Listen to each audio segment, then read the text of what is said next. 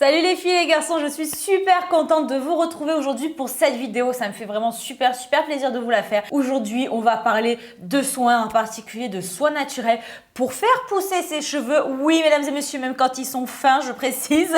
Retrouver une peau impeccable et évidemment faire un make-up frais et surtout qui vous va bien.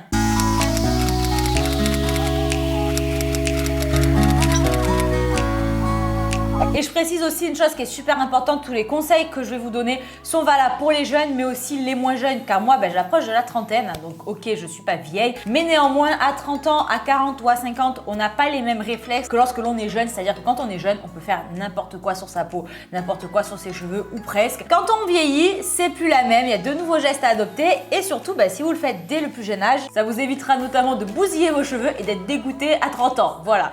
Donc mon but clairement ce n'est pas de vous vendre des routines cache-misère avec des produits que j'appelle cosmétiques, du maquillage qui vont cacher la misère mais ne pas traiter le problème de fond. Aujourd'hui, je vais vous proposer des solutions naturelles qui marchent en fait, traitent vraiment les problèmes là où ils sont et qui vous éviteront à 30 ans d'avoir une peau de merde et de devoir porter des extensions parce que vos cheveux sont flingués. Voilà.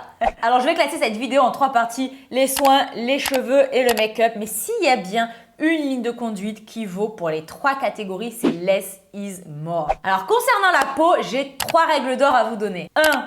Exfolier sans agresser. 2.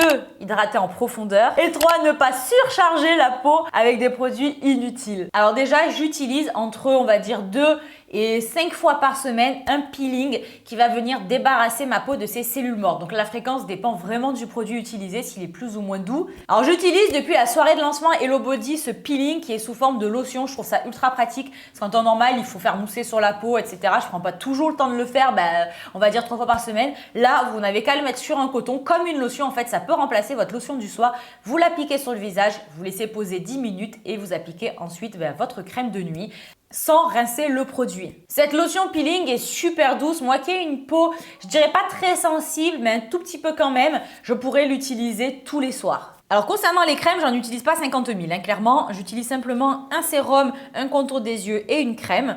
Donc je commence toujours la journée par ce sérum à base d'huile qui va former une barrière entre ma peau et le make-up.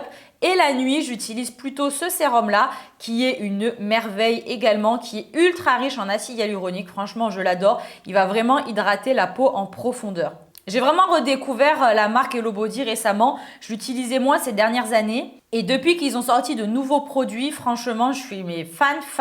Ce sont des produits qui répondent vraiment à mes besoins, qui sont d'origine naturelle, donc ça c'est super cool et il y a même des ingrédients bio. D'ailleurs, Hello Body, qui est partenaire de cette vidéo, vous réserve une super surprise en barre d'infos, donc je vous conseille vivement d'aller voir. Ensuite, par-dessus le sérum, j'utilise ces 2 crèmes, donc celle de jour et celle de nuit, qui sont de la gamme Aloe Vera. Elles sont ultra hydratantes, la texture est très légère, elles sont parfaitement adaptées à ma peau normale déshydratée.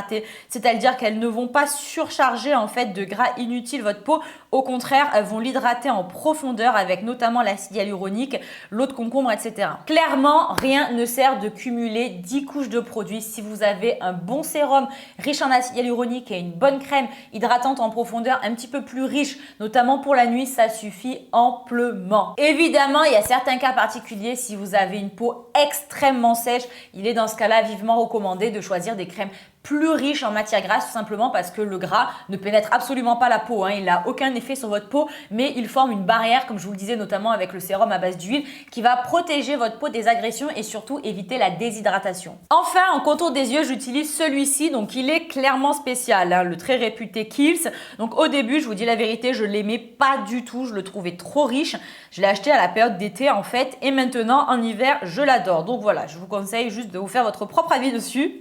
Donc avec cette routine simple, vous allez tout simplement réguler vos problèmes de peau. Vous allez hydrater en profondeur sans graisser votre peau. Vous allez affiner votre grain de peau et c'est tout simplement avec des produits comme ça, simples mais efficaces que vous allez retrouver une peau resplendissante. Passons aux soins cheveux. Alors mes 3 règles d'or, c'est assez simple. Ne faire aucun, et je dis bien aucun, traitement chimique sur vos cheveux. Utilisez des soins naturels et éviter les fortes chaleurs. Donc oui, là je sais à ce stade, vous êtes en train de vous dire non mais si en fait c'est genre la Gestapo du cheveu. Et oui les filles, genre si tu veux faire pousser tes cheveux et que comme moi tu as une nature ultra fine qui ne fait que se casser etc, ben t'as pas le choix en fait. Sinon faut pas venir pleurnicher que t'as des queues de rat et compagnie, hein, voilà. Donc pour commencer, je vous conseille, mais ça c'est genre la priorité, des coiffeurs bio et naturel. Donc je sais, c'est un petit peu plus onéreux, clairement. Ça prend aussi plus de temps quand on y va, mais je pense que le temps et l'argent investi vaut véritablement la chandelle. Donc déjà, ils n'utilisent que des produits bio et naturels, donc sans silicone, sulfate, etc.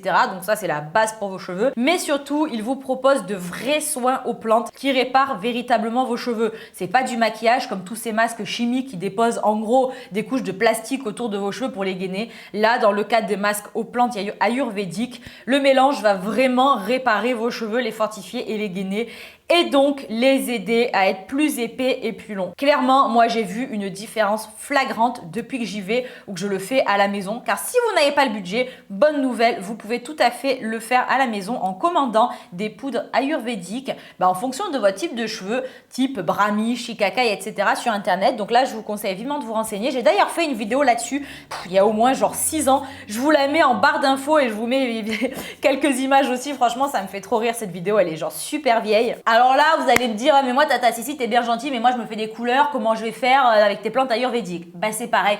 Vous avez tout un tas de plantes colorantes que vous pouvez acheter. Alors, attention, hein, là, il faut vraiment acheter de la qualité parce que sinon, on vous colle des trucs dedans qui sont, voilà, pas super recommandés pour vos cheveux. Mais si vous achetez de la qualité type Henné, Indigo naturel, etc., vous avez tout à fait la possibilité de vous colorer les cheveux à la maison. Ça couvre les cheveux blancs. Vous avez toute une palette de différentes nuances et évidemment, ce type de salon vous le propose aussi. Et ces colorations ne vont pas défoncer vos cheveux comme les colorations habituelles, mais même mieux, elles vont le traiter, le gainer au même titre que les plantes ayurvédiques. Et si vous me dites, ouais, mais si, moi je me fais du balayage, je me fais des mèches, genre je décolore en fait mes cheveux, là c'est simple, je vous conseille tout simplement d'arrêter. La décoloration, c'est la mort de vos cheveux. Donc ne venez pas vous plaindre, comme je vous le disais, que vous avez des points de filasse, que vos cheveux ne font que casser parce qu'ils sont fins, etc. Non, en fait, vous êtes en train de les tuer à petit feu. Donc ces soins ayurvédiques, je les fais en moyenne une fois par mois et je complète à la maison avec des bains d'huile que je fais principalement en racines. Donc là, les bains d'huile, on vous dit toujours, faut mettre sur les longueurs, etc. En fait, votre cheveu,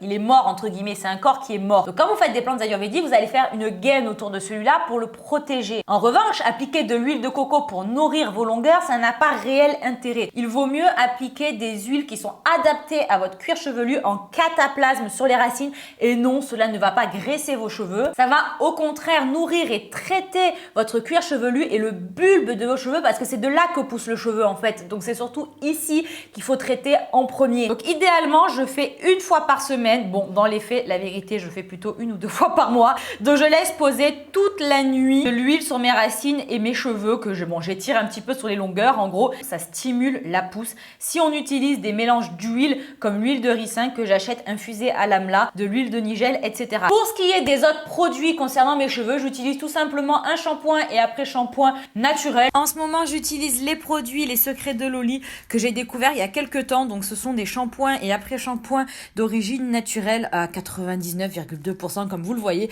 qui sont particulièrement adaptés pour les cheveux bouclés comme les miens, même si je n'ai pas encore tout à fait réussi à ne plus du tout les lisser. C'est vrai que je fais encore régulièrement des brushings. Néanmoins, j'espère bien y arriver un jour et j'espère que ces produits en tout cas vont m'y aider. Et dans tous les cas, j'essaie vraiment d'espacer au maximum mes shampoings, même si je fais 2 shampoings à chaque fois et j'applique un après-shampoing après lorsque j'ai le temps. Je n'utilise pas de produits coiffants type pour les lisser, pour leur donner du volume à la racine, rien de tout ça. J'applique juste une huile sur les pointes quotidiennement, alors pas tous les jours, mais au moins un jour sur 2 en même temps que je mets ma crème sur le visage le matin. Je prends une noisette d'huile et je viens l'appliquer sur les pointes. Et enfin, concernant vos cheveux, dernier conseil, mais pas des moindres, vous voulez réparer vos cheveux, mais en fait, le premier réflexe à adopter, c'est de ne pas les agresser et les abîmer. Donc personnellement, j'ai arrêté quasi totalement tous les appareils qui sont en contact direct avec le cheveu. La chaleur directe abîme énormément le cheveu. Donc à la place, j'utilise un sèche-cheveux. Alors certes, sur la chaleur la plus forte, mais je le tiens à distance. Je ne viens pas le coller en fait sur le cheveu, c'est pas nécessaire à moins que vous ayez des cheveux genre super crépus. Sinon, c'est pas la peine, éloignez-le, ça évitera de dessécher vos cheveux. Donc voilà, maintenant que je vous ai livré tous mes conseils pour faire pousser vos cheveux, même les cheveux fins,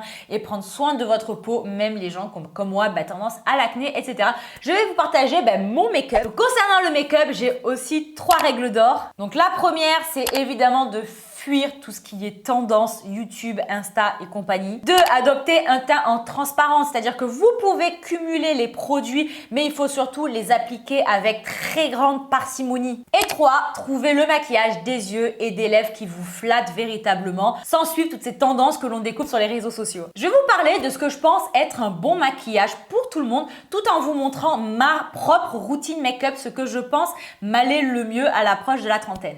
Alors aujourd'hui, je vous partage mon avis sur ce que je pense être un make-up flatteur. Vous avez évidemment entièrement le droit de vous mettre 3 couches de fond de teint si cela vous rend heureuse. Je précise aussi que je parle de make-up pour tous les jours, frais et lumineux. Je ne parle pas de make-up artistique, etc. J'ai appris avec les années que toutes les tendances que l'on voyait sur les réseaux sociaux n'étaient pas forcément bonnes à prendre. Le contouring, le baking, etc. Autant de techniques qui rendent bien en photo, mais en vrai, on dirait une tarte à la chantilly. Alors c'est pas que ça ne vous va pas à vous, c'est juste que ce ne sont pas des make-up légers facilement portables dans la real life. Et une fois de plus, en make-up, less is more. C'est comme les cut crease, etc. En photo, c'est canon quand vous voyez l'œil zoomé. Sauf qu'en vrai, quand vous êtes maquillé comme ça, c'est pas forcément très flatteur.